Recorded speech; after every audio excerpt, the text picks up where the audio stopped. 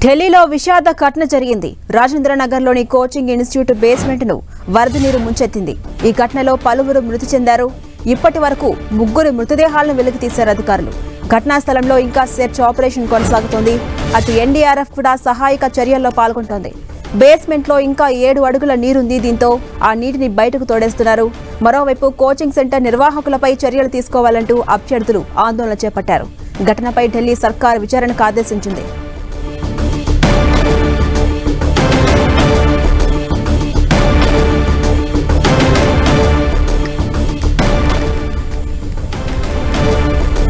ఢిల్లీలో విషాద ఘటన జరిగింది.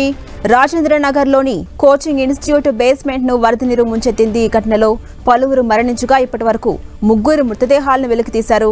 ఘటనా స్థలంలో ఇంకా సెర్చ్ ఆపరేషన్ కొనసాగుతోంది. అటు ఎన్డీఆర్ఎఫ్ కూడా ఈ సహాయక కార్యక్రమాల్లో పాల్గొంటోంది.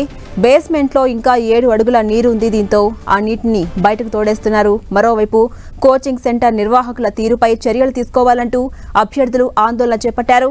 ఘటనపై అటు ఢిల్లీ సర్కార్ కూడా విచారణకు ఆదేశించింది.